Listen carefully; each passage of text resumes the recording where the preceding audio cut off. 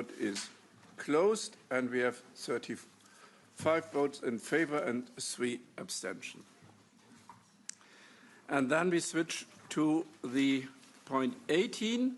That's the first of the 2 legislative files regarding tariff situation towards the US. We had 175 amendments and an agri opinion and a budget assessment, and we formulated a lot of compromise amendments, and we will vote now first on the amendment 35 and 36, and the vote is no, it's not a roll call vote. So it's a roll call vote. Excuse me, it's a roll call vote. So the vote is open.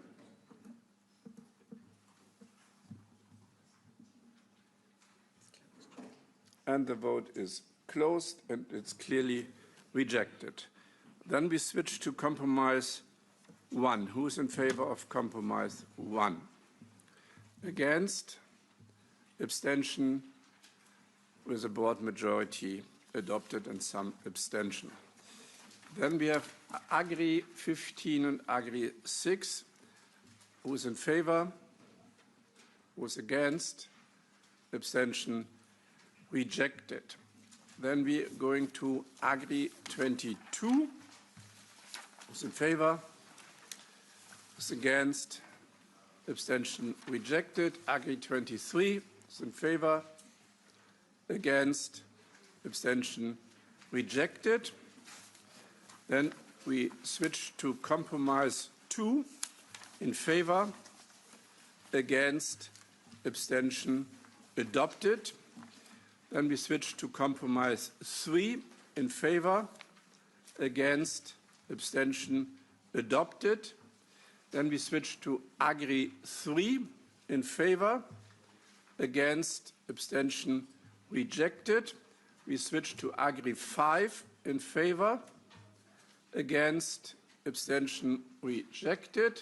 We switch to Agri 7, in favor, against, abstention, rejected. Agri 9 in favor, against, abstention rejected. Agri 13 in favor, against, abstention rejected. Agri 1 in favor, against, abstention rejected.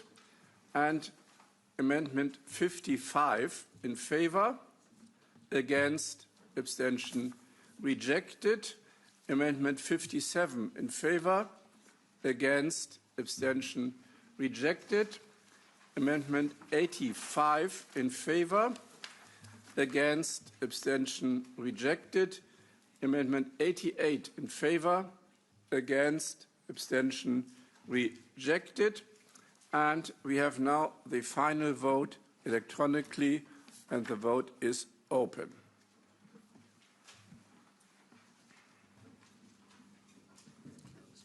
And the vote is closed and is clearly adopted with 29 votes. Thanks a lot for this vote. And this reminds me really to an old rock song, and you all know that I'm really a fan of rock music. Let's stick together. And I guess in this situation we should really stick together towards the United States and to all other forces worldwide as true Europeans. So let's stick together. Thanks a lot. There is now a vote for possible vote for the mandate for interinstitutional negotiation. I heard from a lot of political groups that they want to go to plenary, so I'm not in favor of this vote. But nevertheless, we have to vote on that. So who is in favor? Who's against? It's a roll call vote, so we have to do it. So. Vote is open.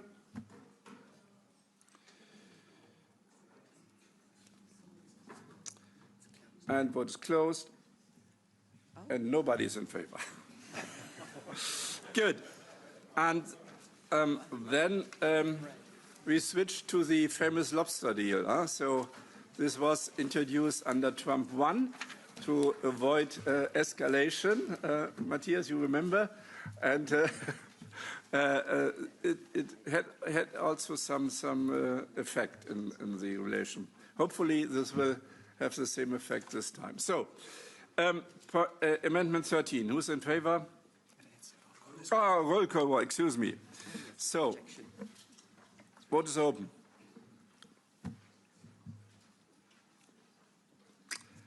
And the vote is closed. Is clearly rejected. Compromise 1 in favor, against, abstention, adopted. Amendment 15 in favor, against, abstention, rejected. Amendment 17 in favor, against, abstention, rejected. Amendment 20 in favor, against, abstention, rejected. And then we have the final vote electronically, and the vote is open.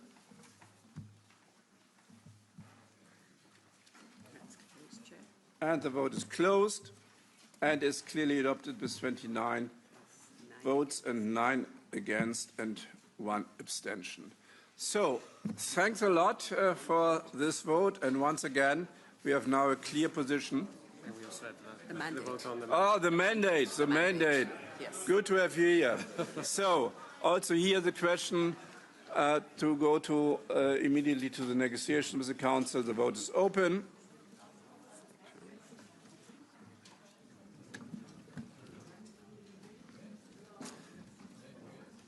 And the vote is closed and is clearly rejected with 39 votes. So thanks a lot. We have a clear position now, 3-step, and we will start negotiation and defend the position of the Parliament. Thanks a lot.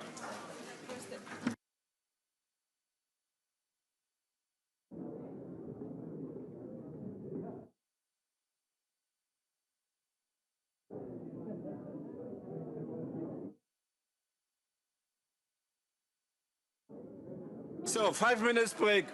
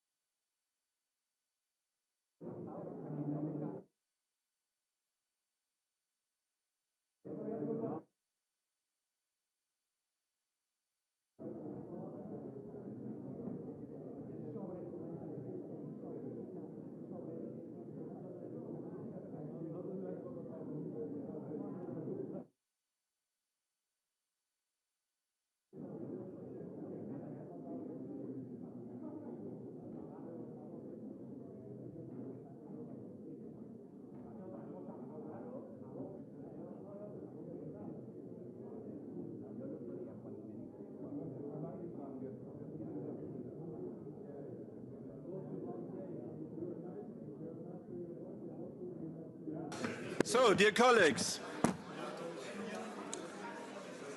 the monitoring groups, it's an integrated part of our work in the committee, and we start with the monitoring group on Mercosur, which took place on the 24th of February. And Gabriel Mato is the rapporteur, and I give him the floor. Gracias, Presidente. Thank you very much, Chairman. Yeah, I'll give you a brief summary of the meeting held on the 24th of February. It was our 10th meeting, so the 10th monitoring group meeting. Of course, we focused on the whole ratification process of the Mercosur agreement. We also looked at the provisional implementation of the agreement. We heard from the Commission, and they gave us an update on the ratification process. And back then, the ratification process was progressing in leaps and bounds, much more quickly than we expected. But we've heard that the 4 Mercosur countries have ratified the provisional trade agreement, and we just got that news hot off the press, so now we have to. Let me also say that the official journal published the safeguards regulation, which of course is very much linked to Mercosur. The provisional implementation issue has become more urgent, and the monitoring group debated it in detail. The Council decided in January that the agreement had to be implemented provisionally as soon as one of the Mercosur countries notified us that they were done with the ratification process. Argentina and Uruguay have sent this notification. They've reported on this, and then we're waiting for Brazil and Paraguay. They've wrapped up, and so on the 27th of February, the Commission announced that the EU is ready to implement this provisionally.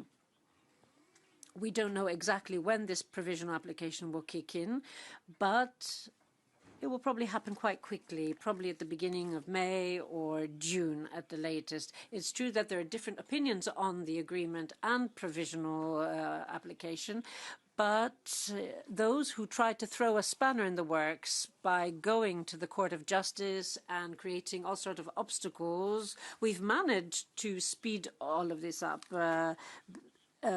because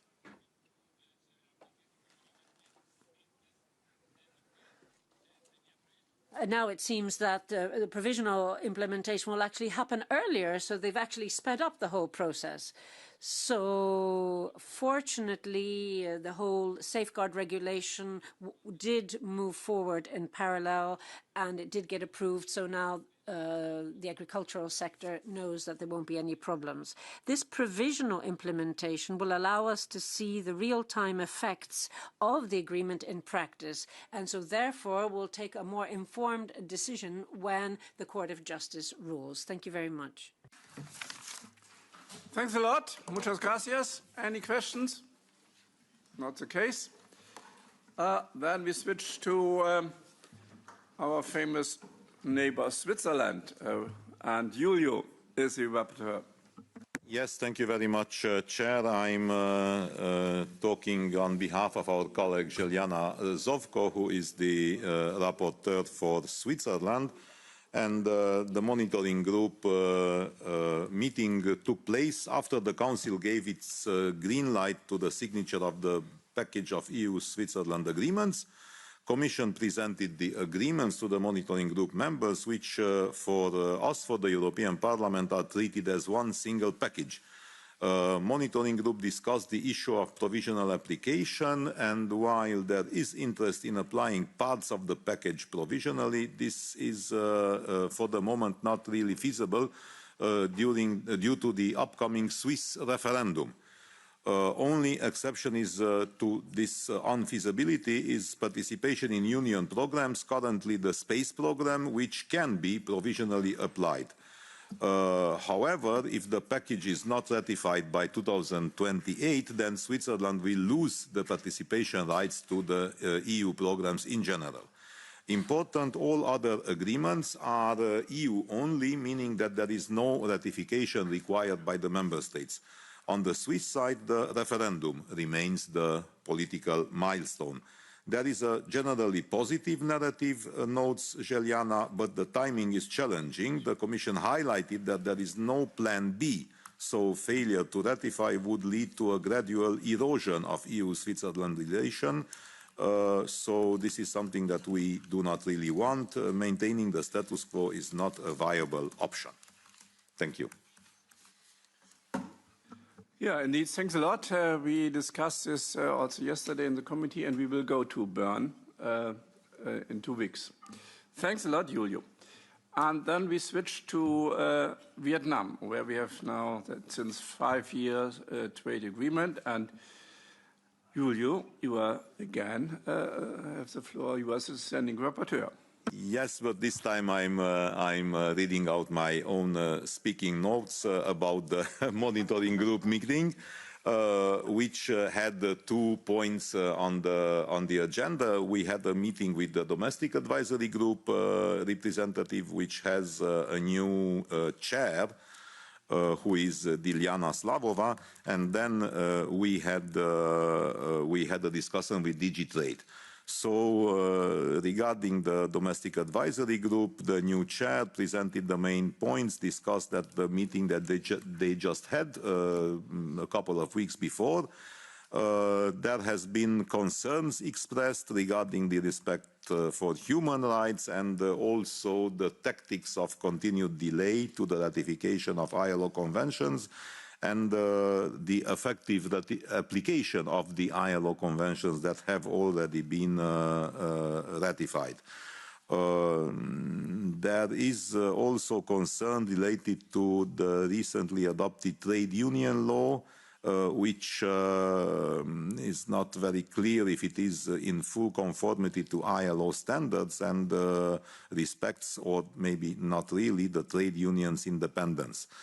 As part of the DAG-to-DAG meeting, other issues have been also discussed, such as the ongoing complaints that exist through the EU single entry point, the sustainability dimensions of some sectors of Vietnamese industry, namely textile and garment, and the challenges posed by the CBAM application. On trade part, we exchange the FTA implementation issues with Mr. Montesa from DigiTrade, trade irritants, and of course there is a question of the rising trade deficit with Vietnam. Vietnamese exports to the European Union have surged by 60%, so the FTA is good, but EU exports to Vietnam have only been increasing with 10%, which means that we can improve a lot of things. There has been a visit of Maroš Šefčovič, the Trade Commissioner, to Hanoi, and then as a conclusion of the visit, there has been established an EU-Vietnam task force, which is trying to solve the administrative problems in Vietnam, reducing administrative delays, approvals, and many other things specific to the regime in Vietnam. Of course, we had an upgrade of our relations to the strategic partnership, which also has to bring tangible results in the equilibrium between the trade balance of EU and Vietnam. There have been discussions on how to more effectively ensure that market opening, market access and administrative burden are improved for European companies in Vietnam. Next meeting of the monitoring group in the second part of this year. And of course, this time I can answer also questions if that is the case. Udo. Thank you, Chair, and thank you, Julio. I attended this meeting and you did great, and thanks for your report. My impression is the following. In addition to what you were reporting to the committee, well, I think that much more is possible with Vietnam.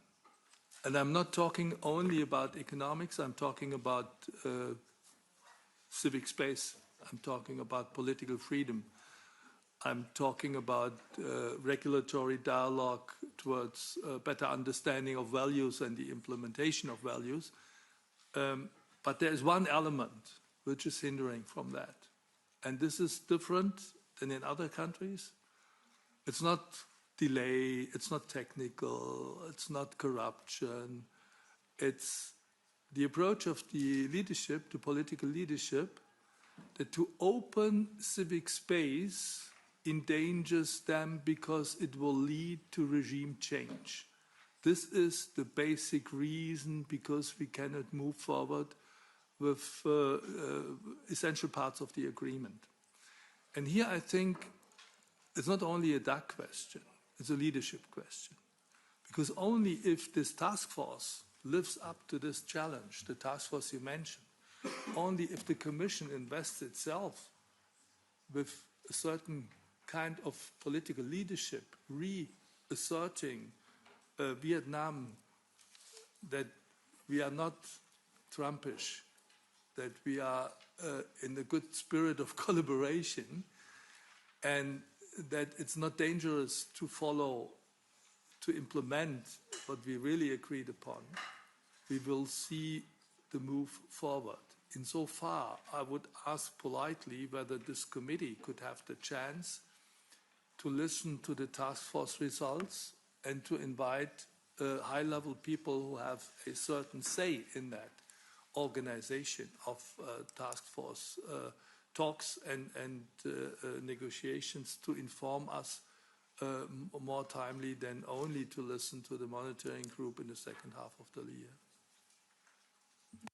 Julio. Well, thank you very much. I think I agree with your analysis because it's clear that Vietnam is a huge challenge, and I think, I hope I'm not mistaken if I say that this is the first time the European Union has a free trade agreement, a full-fledged agreement with a country with a different system, with a socialist system. So we know very well, and I remember. So, agreeing with your analysis, I just remember that we had discussions with Bernd Lange around the process of ratification of the agreement in the European Parliament 5 years ago, 6 years ago, about having a sort of parliamentary cooperation also, a dimension of parliamentary cooperation between the EU and Vietnam. And of course, this is a big challenge because you know very well that there is not a real parliament functioning in Hanoi. So of course they have structures, they have some committees, they have members of the parliament, but that's a different kind of structure. It's not the real democratic parliament with elected members in a traditional meaning of a democracy. So, of course, then COVID came in 2020, and this was also a hit because you know very well that for 2 years contacts have been very difficult and only online. So I think this is a topic to discuss maybe further in a sort of meeting or having an analysis. And of course, if I understand correctly, your proposal would be that we have a monitoring group meeting, maybe with Maroš Šefčovič or with high-level people in this joint committee or task force to give us a hint of what they are seeing there. So I will try together with the Secretariat, of course, to organize such a meeting, and then... The format should be at your disposal. Sorry? The format in which we work should be at your disposal. It could be the monitoring group, but then let's explore this and let's reach out to DigiTrade and also External Action Service. Okay, understood. Thank you. To add, and I support Julio in this work totally, together with this trade agreement, we developed this roadmap for the implementation of labor rights. And they did it step by step. One ILO convention is still missing, 87, and we have to make pressure to them on that as well. And therefore, I guess the contact also to other stakeholders is really important. And they had, even the parliament is totally different to others, they had the vote for the new National Congress on the 14th of March. So they review their leadership as well. And perhaps we can use this as an occasion to restart this discussion. Perfect. Then we have Udo with the East African Community. Let me take the occasion to thank all the involved colleagues from the Secretariat, but also from the DAC itself, as well as from the Commission engaging in the DAC work, because I learned again what I knew before in this East African community DAC, that the DACs per se are an essential tool of transforming our partnership into really living partnerships, where we not have only paper commitments, but really successful implementation. So we underestimate the work of the DACs, but this is totally unjustified. We should invest ourselves in that even more and strengthen the capacities of the DACs wherever we can. Kenya, the legal situation is a bit tricky because 24th November last year, the Regional East African Court of Justice suspended the implementation of the EPA following a complaint that Kenya, and that was the interpretation, did not consult sufficiently the regional partners while signing the agreement. We know that this is not totally justified because the partners were not interested in joining at the very beginning from the outset. Some of the observers have the interpretation that that should be a tool for neighboring countries to join, but under new conditions, and totally renegotiate the partnership agreement, which may be perhaps not in our interest because we invested us really a lot, and this is also the Commission's interpretation. We have conducted this monitoring group on the 5th of March, together with the chair of the European DAC, Ms. Elena Krasta, and together with a representative of the Commission, Ms. Cristina Miranda Gonzalez, head of Unit African, Caribbean, Pacific, Overseas Countries and Territories. So we were very well informed from both sides, and both sides came to the same conclusion that to renegotiate is not an option for us, and that we are united here together with the Kenyan government.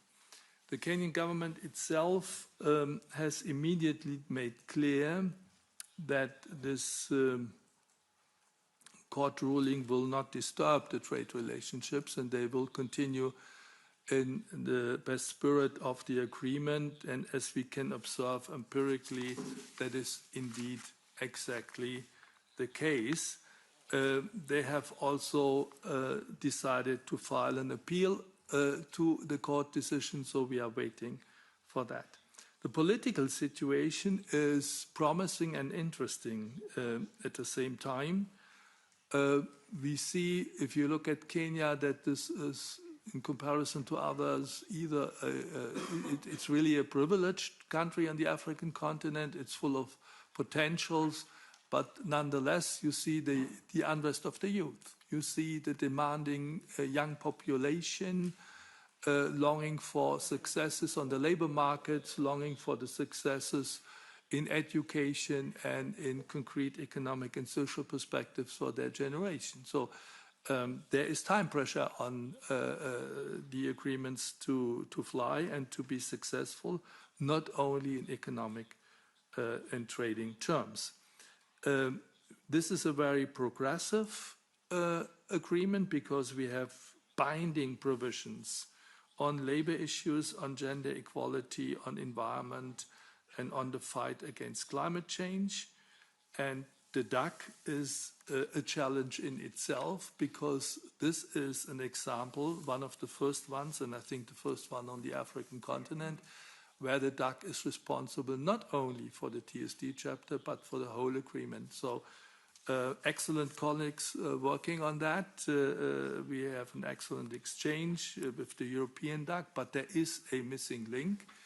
The Kenyan side is not fully fledged so far, and what we should do is to ask the Commission and to invest ourselves and also the delegation on the ground to support as good as they can, as good as we can, the fully fledged development of the Kenyan DAC as well, because for July there is foreseen a DAC-to-DAC meeting, and that should already produce productively good results.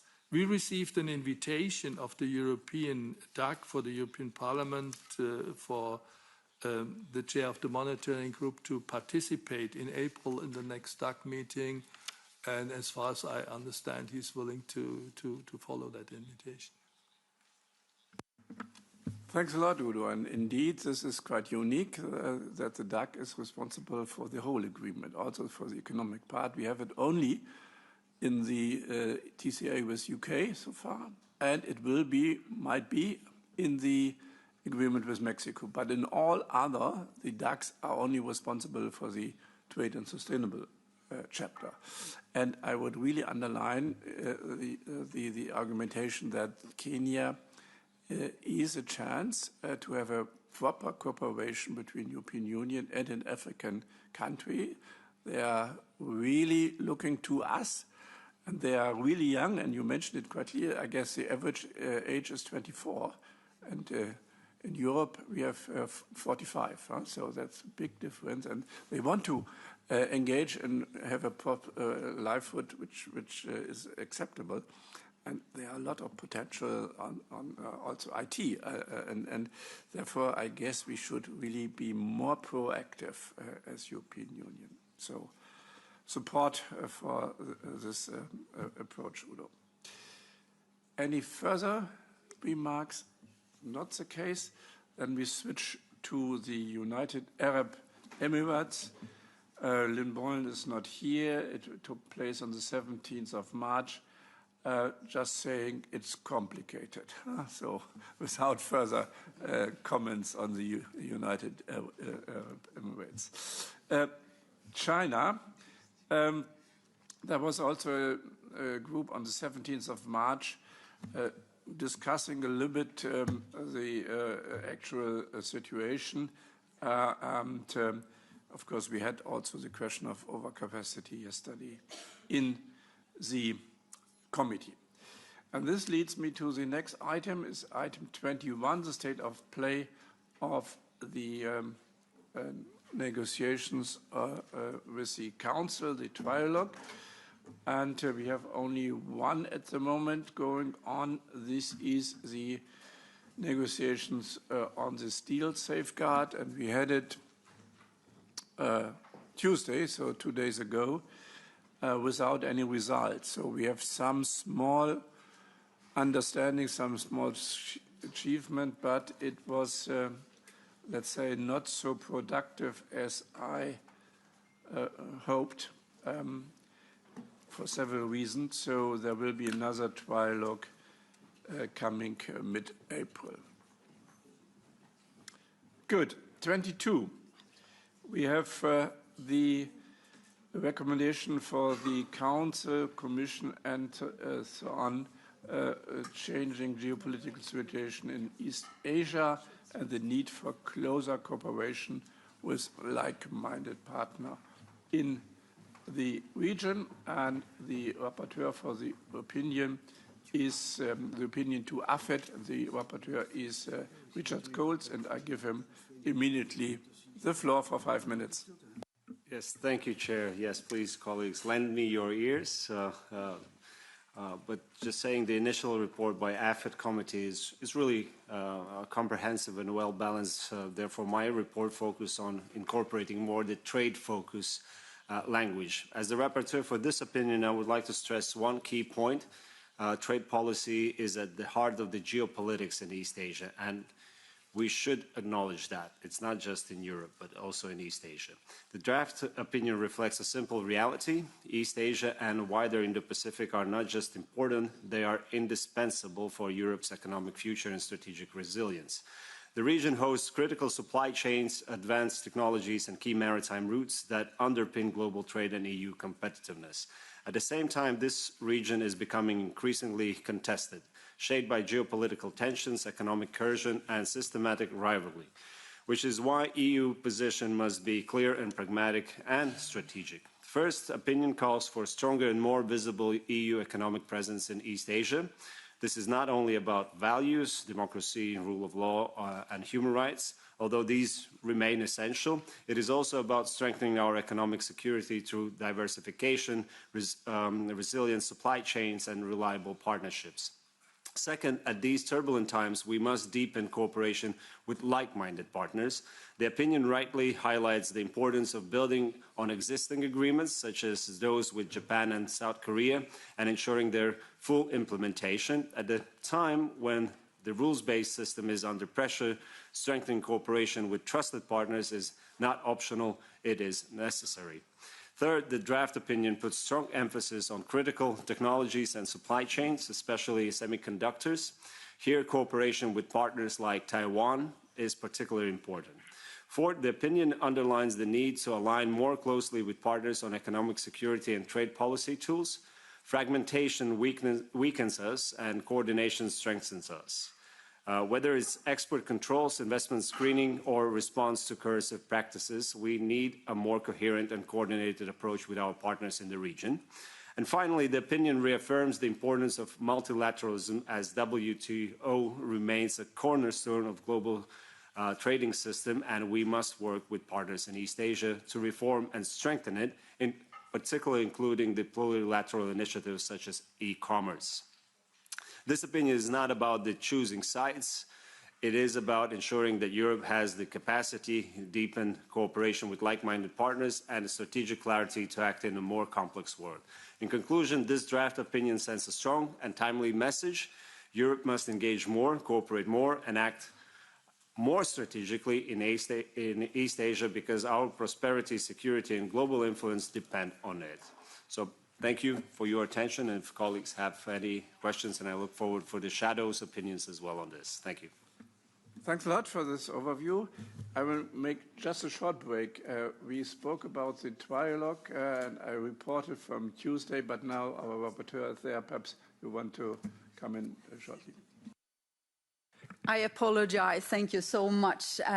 I'm sure that you gave an update, so it's not necessary to say much from my side. Then we had a very, very good and constructive negotiation.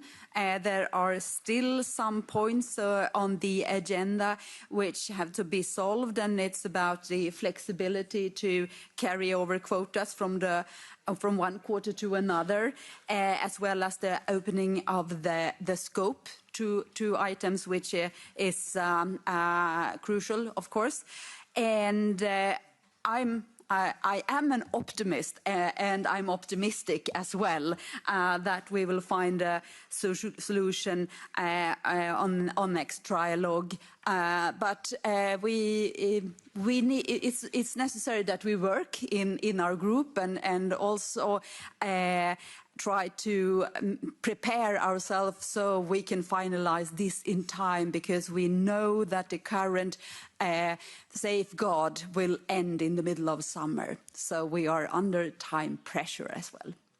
Thank you, Bernd, and apologize once again. Thanks a lot, Karin. So the steel safeguard is, of course, relevant for our partner in East Asia, and therefore we have to be careful on that as well, but we will have it in our mind, of course. So the cooperation with like-minded partners, and Richard's made this quite clear, is really important for us.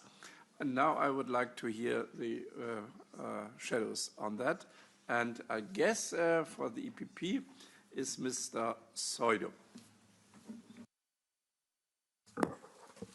Muchas gracias. Thank you very much, Chair.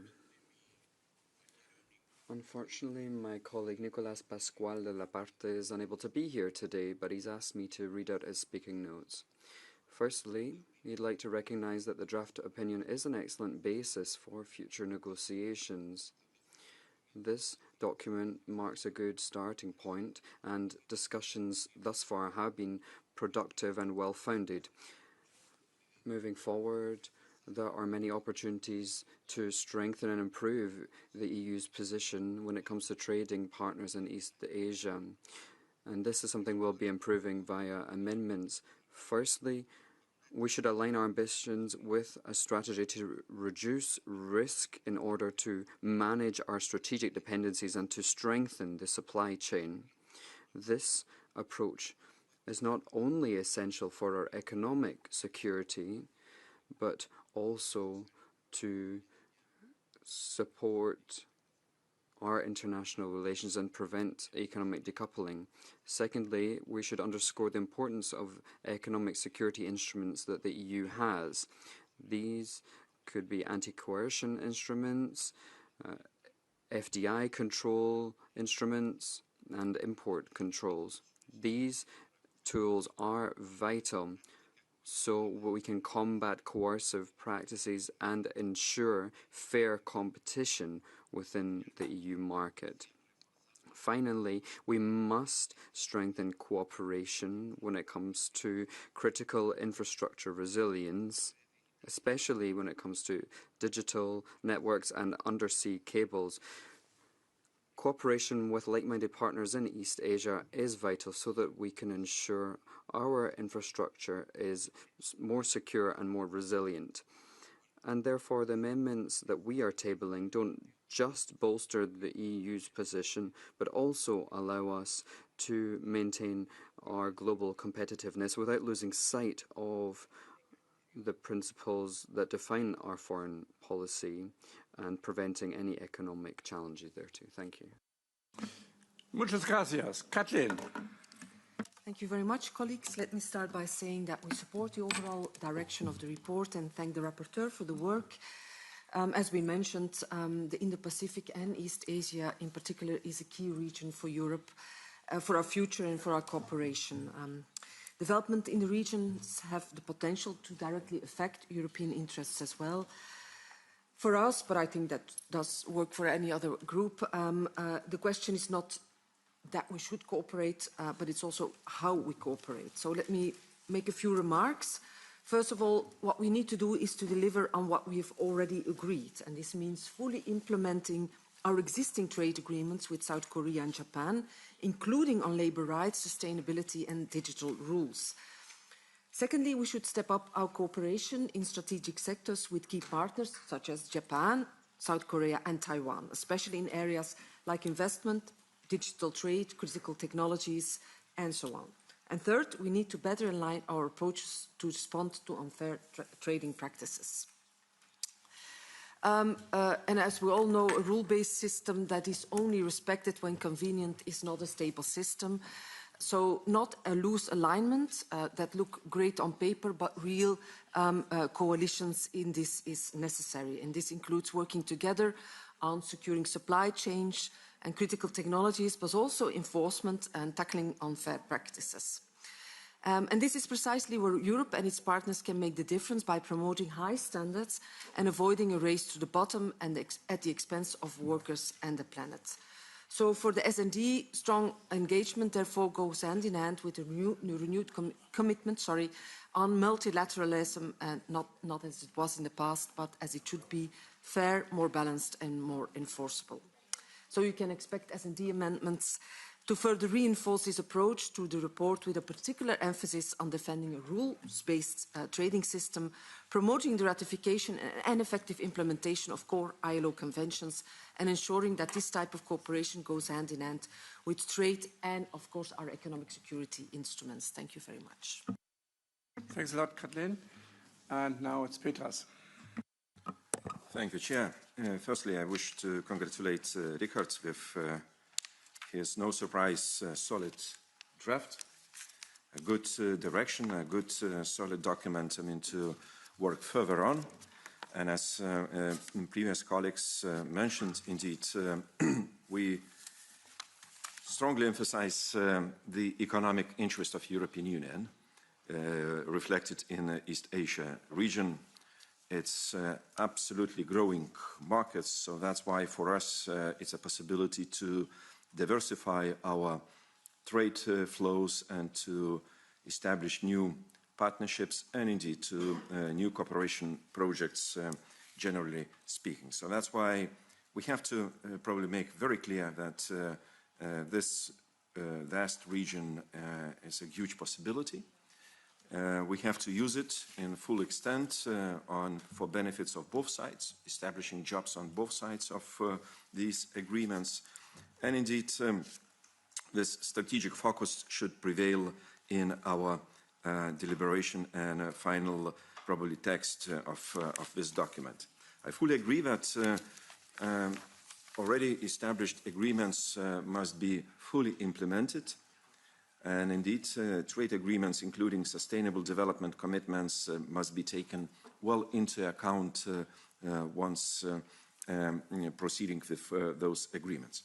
And again, let's not be short of goodwill and initiative. From Renew side, we would suggest, and it will be indeed reflected in our amendments shortly to come, to explore possibilities launching EU-Taiwan bilateral investment agreements. We know cooperation is on in this regard, and even trade-related frameworks. Why not? We have to be indeed pro-initiative based, generally speaking. So will be certain amendments which I hope will be taken well and will enrich the existing draft. But, Mr. Chair, we are looking forward for efficient and kind of result-based discussion and debate what concerns Richard's report. Thank you. Peter, thanks a lot. And Rudy. Yes, thank you, Chairman. I will speak in Dutch.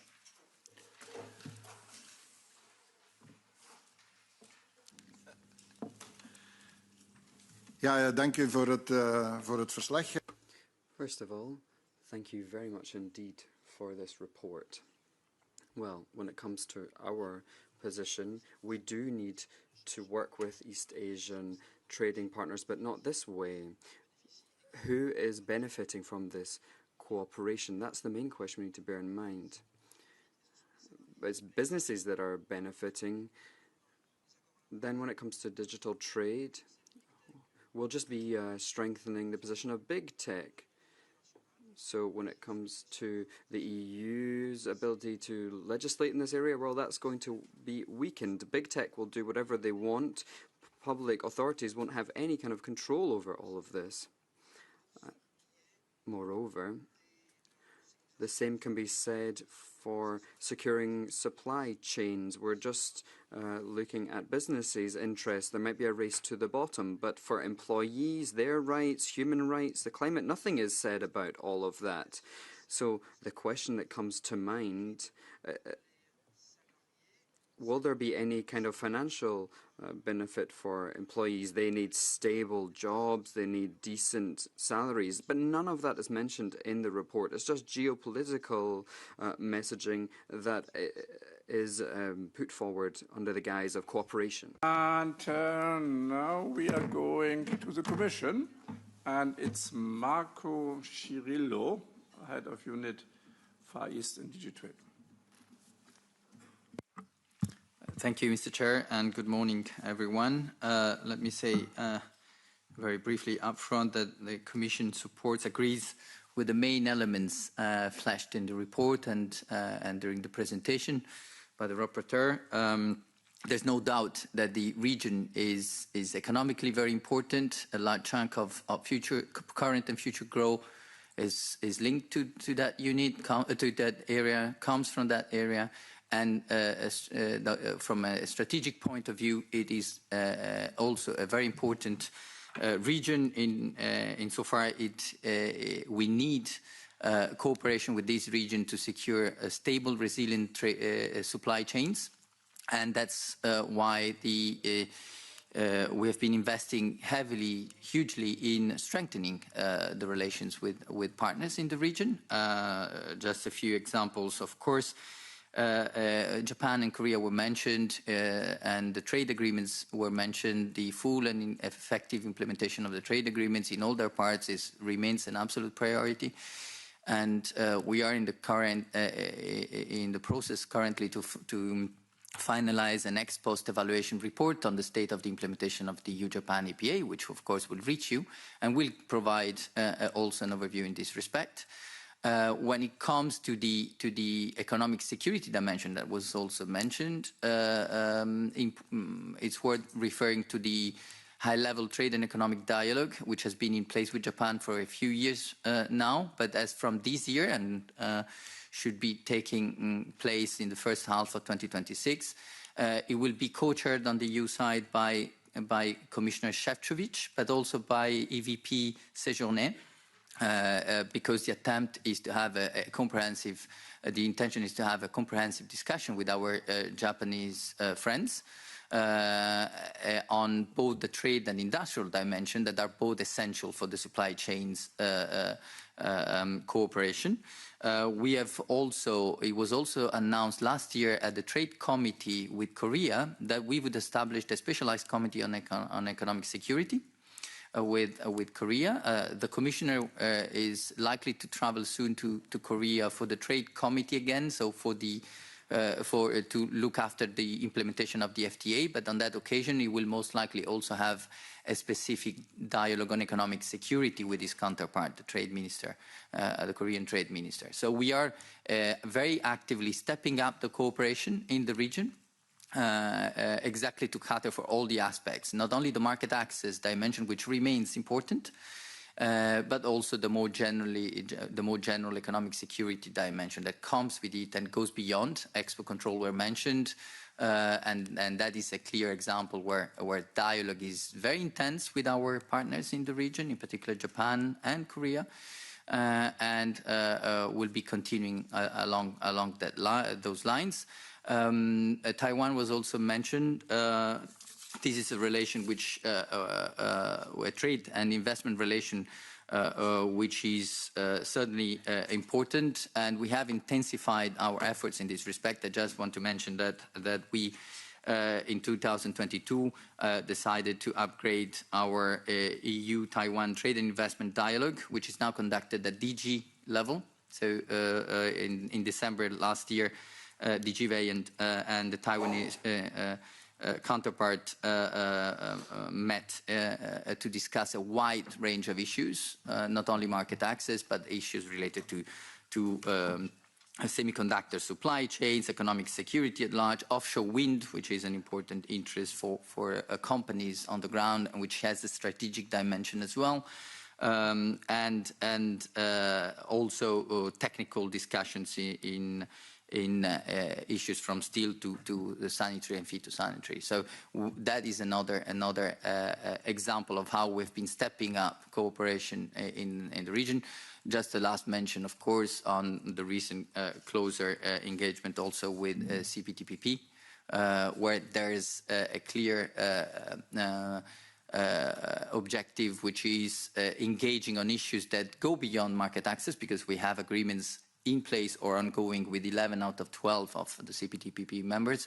But the objective is to look at supply chains, have also an opportunity to look at new ways of governance, rule-making that was mentioned as well during this debate. So that is a forum where we can explore and discuss how to improve global governance and make sure that we anchor our engagement at global level to a rules-based system in those difficult times. I'll stop there. Thanks. Thanks a lot. Richard.